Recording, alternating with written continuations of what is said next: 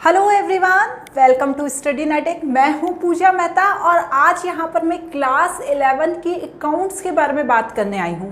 आपने commerce stream को choose करने के बारे में सोच लिया है। अब आप ये सोच रहे हैं कि क्लास 11 के अकाउंट्स में है क्या क्या। यदि आप टीएस ग्रेवाल की बुक से पढ़ाई कर रहे हैं तो उसमें तो बहुत सारे कंटेंट दिए हुए हैं, समझ में ही नहीं आ रहा है कि कैसे करें। लेकिन आज यहाँ इस वीडियो में मैं आपको उस सारे कंटेंट को बहुत अच्छे से एक्सप्लेन करूँगी।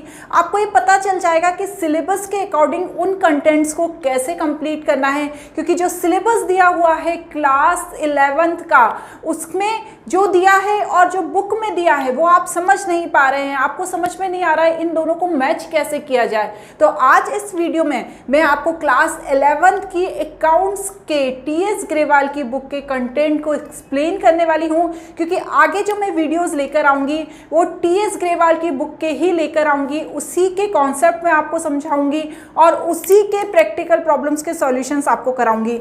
आपको कहीं भी जाकर पढ़ाई करने की जरूरत नहीं है, मेरे यूट्यूब चैनल से जुड़े रहिए। यहाँ पर आपको कंप्लीट क्लास 11 की accounts concept and with practical problem solution मैं आपको कंप्लीट करा दूंगी। तो सबसे पहले तो हम देखते हैं कि हमारे सिलेबस के अकॉर्डिंग टीएस ग्रेवाल की बुक के कंटेंट क्या है। सबसे पहले हम यहाँ पर ध्यान से देखते हैं कि पार्ट ए जो फाइनेंशियल अकाउंटिंग दी हुई है सिलेबस में, यूनिट 1 थ्योरेटिकल फ्रेमवर्क के अंदर सबसे पहला चैप्टर आने वाला है introduction of accounting, second basic accounting term, third theory based accounting and fourth basis of accounting. आप सिर्फ 4 चैप्टर इसमें इंक्लूड क्यों किए हैं? क्योंकि ये थ्योरी बेस्ड चैप्टर हैं और यूनिट 1 हमारी थ्योरेटिकल फ्रेमवर्क को ही शो करती है। तो ये 4 चैप्टर हमें यूनिट 1 में पढ़ने हैं टीएस ग्रेवाल की बुक में। अब इसके बाद नेक्स्ट क्या है? नेक्स्ट जो है हमारा वो है यूनिट 2 अकाउंटिंग प्रोसेस। तो यहां पर आप बोलेंगे मैडम इतने सारे चैप्टर इंक्लूड हो गए। तो हाँ, यूनिट 2 में अकाउंटिंग प्रोसेस के बारे में पढ़ाया जाएगा, जिसमें चैप्टर 5 से लेकर चैप्टर 17 जो 16 चैप्टर है बिल ऑफ एक्सचेंज यदि बुक में दिया हुआ है।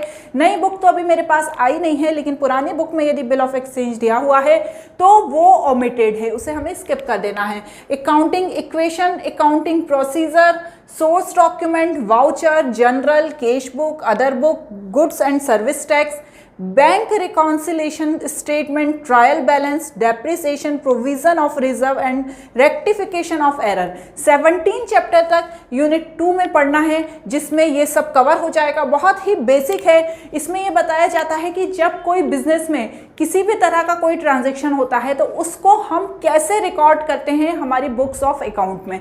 यदि आप अभी नए नए हैं, आपने बिल्कुल भी पढ़ना शुरू नहीं किया है, तो डोंट टू वरी, जब आप मेरे साथ पढ़ेंगे तो मैं आपको एक एक कॉन्सेप्ट को क्लियर कर दूंगी।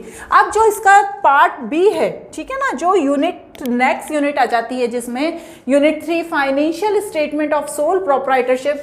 इसमें टोटल 3 चैप्टर हैं जो टीएस ग्रेवाल के इंक्लूड हैं। 19 चैप्टर है financial statement of sole proprietorship, adjustment in the financial statement, accounting from incomplete record या सिंगल एंट्री सिस्टम। ये 3 चैप्टर पार्ट बी में इंक्लूड है, ठीक है ना। तो ये 3 चैप्टर को भी हमें समझना है। जब एक व्यक्ति अकेला कोई बिजनेस करता है, उसमें कैसे वो मैनेज करता है, इसे समझाया जाएगा।